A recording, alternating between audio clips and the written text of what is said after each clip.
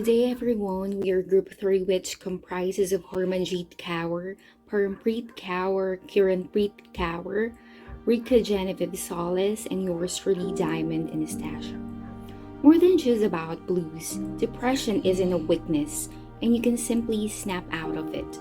Recently, pandemic restrictions caused increased anxiety that can lead to major depressive disorder.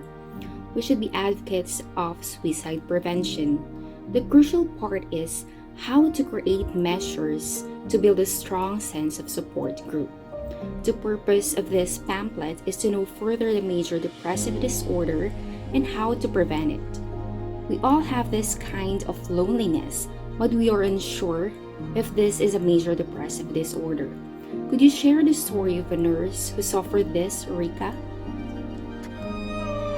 Nurse X felt burnout at work due to rampant cases of COVID-19. She experienced constant sadness marked by a feeling of intense loss of interest, hopelessness, and despair for prolonged more than 2 weeks after her quarantine. She had this cycle during the pandemic of sleep and waking up, eating, and working. She had no time with her family as they are in another country and was diagnosed with COVID-2. One day, she felt she had no energy and lost interest in working. Her friends also noticed she had significant weight loss and is always staring outside the window. Her concerned friend reported as she attempted to jump out of the window. What did they find out, Harmanjit? Disorder, psychiatric MD, stated for MDD to be diagnosed. A person must be experience 5 or more of the following symptoms during the 2-week period and should either be depressed mood or loss of interest or pleasure. Parampreet, please could you more elaborate on depressive mood? Sure, Harmanjit. You know what we should know about major depressive disorder, that it is also known as clinical depression. In this, a person have a persistent feeling of sadness and loss of interest. Sometimes they have trouble in doing their daily normal day-to-day activities, and sometimes they feel like their life is not worth living. By the way, how did this happen to the nurse in the story, Kiranpreet? There are several causes why she had major depressive disorder. It may be because of family history, imbalance of neurotransmitters, and certain other conditions such as thyroid conditions, sleeping disorders, and cancers that put the patient at a higher risk of depression, alcohol abuse, drug abuse, as well as consistent stress and improper diet.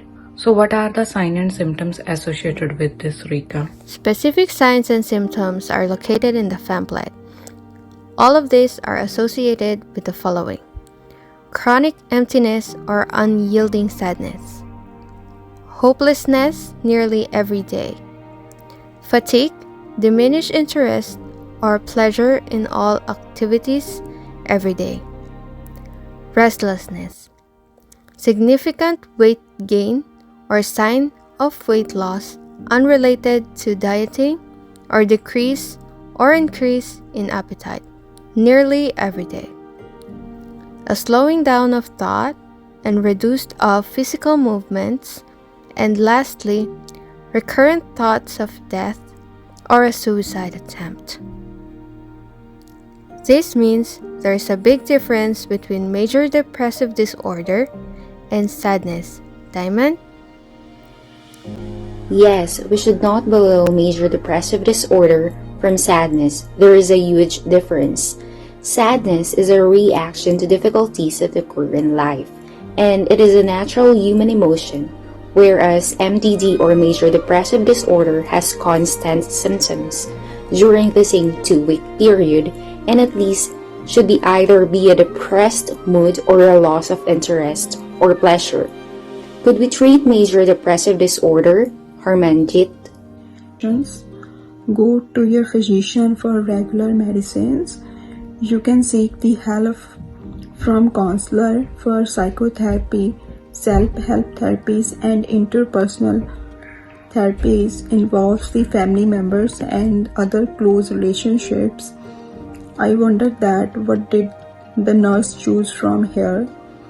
What happened to her, Parampreet? Oh, finally, psychotherapy.